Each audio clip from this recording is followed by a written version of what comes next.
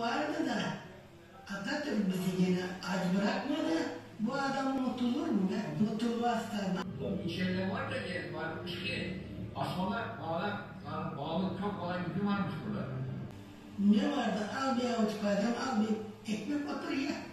Aynı ocak kullanıyoruz. Aynı ocak kullanıyoruz. Kavga yok. Atatürk vermiş. Allah'ın güzel yolu nur cennet içinde yatsın. Unutmayın o adamı.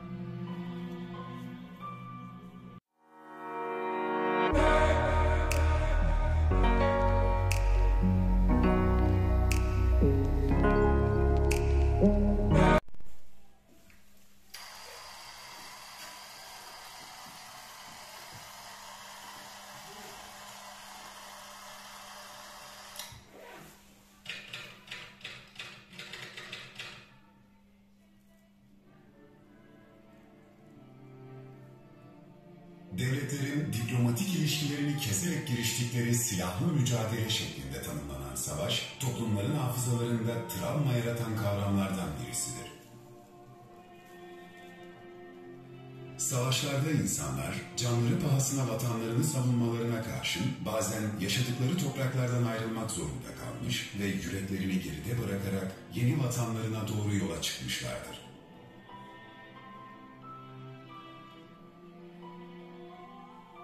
20. yüzyılın ilk çeyreğinde yıllarca süren savaşların yarattığı tahribatı onarmak ve bunun meydana getirdiği göç hareketlerinin sonucu olarak doğdukları toprakları terk etmek zorunda kalan savaş muhacirlerinin iskanlarına yönelik kalıcı bir çözüm üretmek amacıyla Türkiye ve Yunanistan arasında nüfus mübadelesi düzenleme ihtiyacı doğmuştur.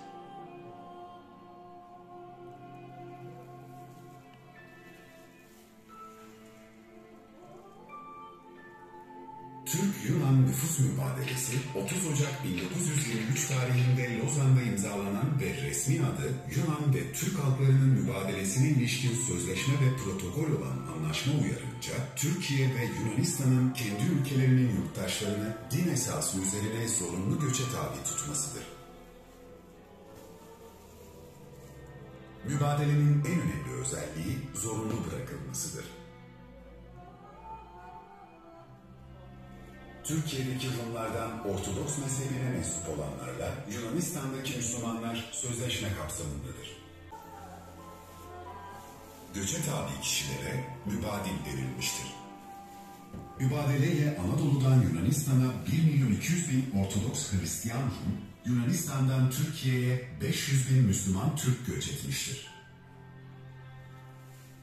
Gülcemal Selanik'ten aldığı mübadilleri İstanbul ve İzmir limanlarına taşımıştır.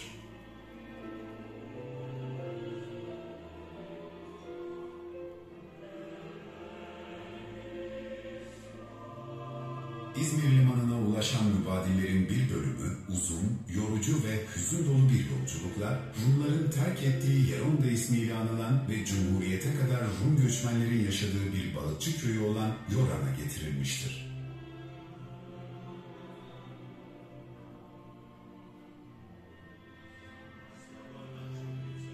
Günümüzde Mavişehir mahallesinde Sedef Koy adıyla bilinen mevkide yer alan Kovela Limanı, mübadillerin ayak bastığı yerdir.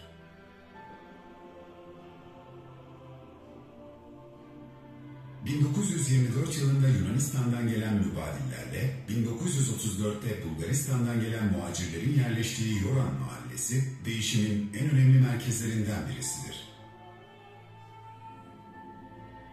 Mübadiller, doğdukları toprakların oluşturduğu kimlik ve kültürlerini geldikleri vatanda yaşatmaya çalışmışlardır.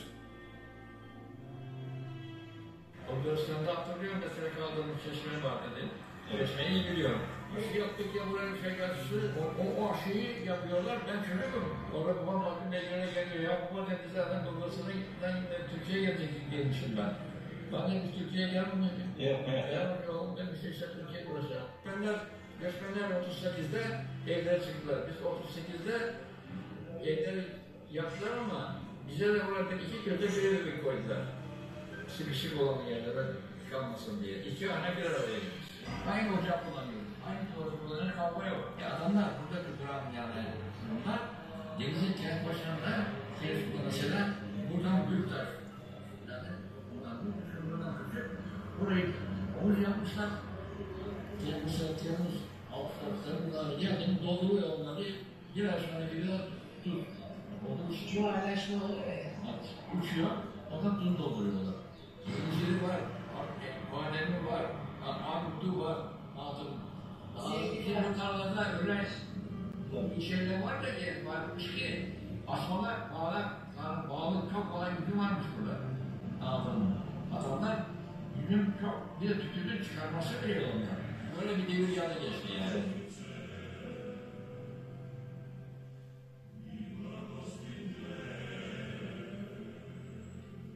Ah be yavrum, yaşantı nasıl olacak? Adamın savaştan çıkmış Atatürk. Ne vardı? Al bir avuç badem, al bir ekmek otur ya. Yokluk vardı da Atatürk bizi yine aç bırakmadı. Bu adam unutulur mu be? Unutulmazsa haber gitmiş memlekete, Türkiye'ye gideceğiz.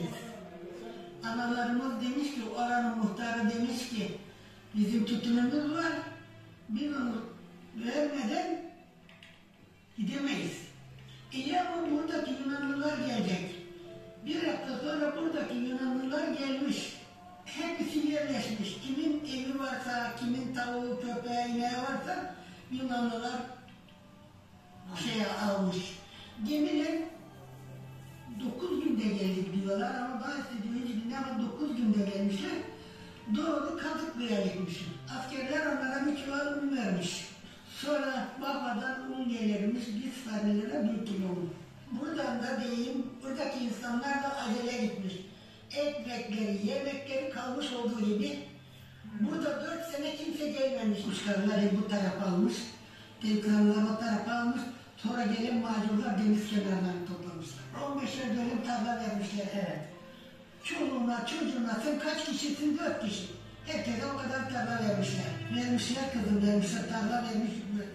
Atatürk vermiş. Allah'ın güzel oğlu, nur cennet içinde yatsın. Unutmayın o adamı. Mübadele öncesi ve sonrasındaki yaşamlara saygımız hep sürecektir. Gelecek nesillerimiz de bu süreci öğrenmeye ve kültürel zenginliği sürdürmeye devam edecektir.